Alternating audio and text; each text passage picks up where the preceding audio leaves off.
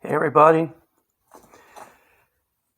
Oh, I was out here in the garage and I was actually trying to figure out what spacer I like. And actually, this is one of my favorites. The 4-hole right here. Excuse me, fellas. This is what I used on the car, the Green Gangster.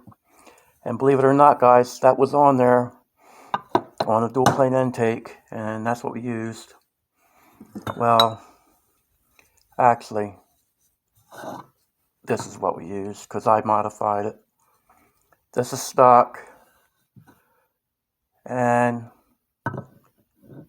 this is when I'm done with them. How much does it help? Well, I don't know how much it helps, to be honest, because that's one thing I never really got a time increase out of. It's just that the car would act different, have a little bit more bottom end, I think, with the stock one. But I'd have to ask my son if we pulled any more mile per hour by me modifying this. I can't remember because we've done this for a long time.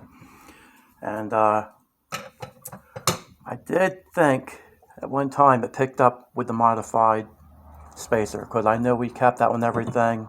And we had a couple of these laying around. I'd get upset when I lost track of that one because we'd loan it or swap it to another vehicle.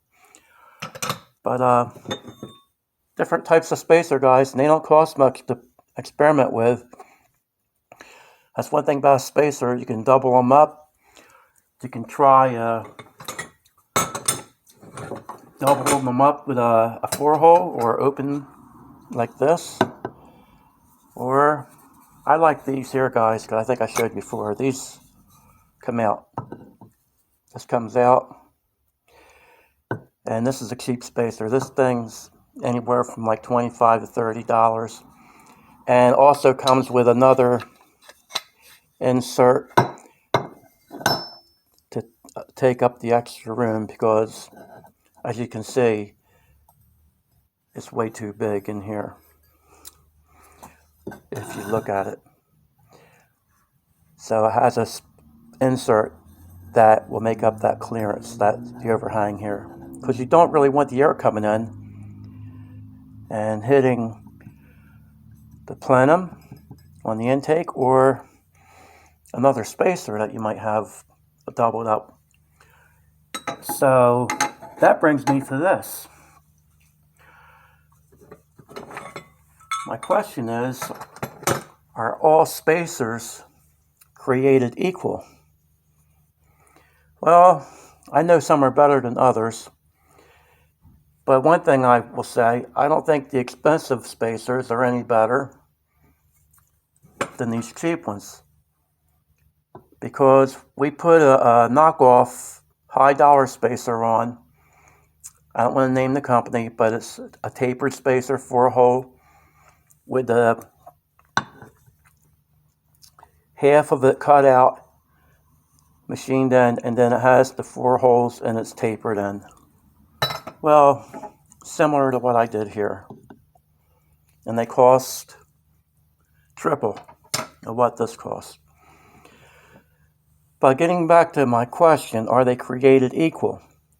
Well, you think, well, if it's a 2-inch spacer to a 2-inch spacer, or a 1-inch to a 1-inch, it's no big deal. But here's the big deal to me. And I just stumbled across this, fellas. And it makes you wonder why you might have one guy put a spacer on. He'll say, well, it didn't really help me.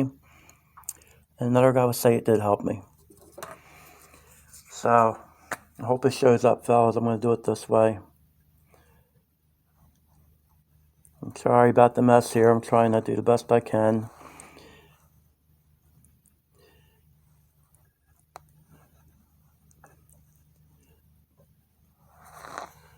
So that's what you'd have without modifying the spacer out of the box compared to this one. Because this one, you say, well, how do I know this one's correct? Well, because it matches this, and this matches the carburetor. So, is it a big deal? It depends how you want to look at it. It's a big enough deal to me, guys. This is the kind of stuff I think you have to look for, and kind of always take the extra time when you buy something. Don't just assume that it's good to go out of the box. So I will say this. This might not make a difference, but you take this and other things that do the same thing as far as hindering your airflow. After you're going through the trouble of buying something to make the airflow better, for whatever reason it might be, giving a stronger signal, things like that with a spacer, whatever your motive may be for putting a spacer on, depending how tall and what design you're going with. But yeah, that's just what I don't like, fellas. This kind of stuff here. I could have traced more around here, but I gave you the rough idea there. So that'd be up to you if that would bother you. So I just put it out there and let you guys decide if you'd keep it like that or if you taper it in. So like I said, guys, I just want to pass stuff on. Some guys might say it's a really big deal. Other guys would say, I ain't gonna hurt anything. Well, I'll give you my opinion, guys. I don't like anything with the air is coming in and then hitting the lip on something. To me, that's a no-no. And believe it or not, that's enough to change your signal. So keep that in mind whenever that air is hitting any kind of lip or a sharp edge. Well, I'll have to tell you guys, most of you guys know, it will go turbulent on you, and who wants that? We're trying to keep the air straight as possible in everything we do, in the heads, the intake, and that's bad enough that we have to deal with what's there in most cases, and it's always one of them deals where I don't like half the stuff I see, knowing that I can't do anything about it. So, when I can do something about a problem like this here, I surely will. But that's me. And like I said, one of you guys might say, it doesn't hurt anything. But I don't like it. And I always want to put my information out there, guys. So take it and do what you want with it, like I always tell you, fellas. And thank you for stopping in and seeing what I'm up to. And I hope I always have information to give you, fellas.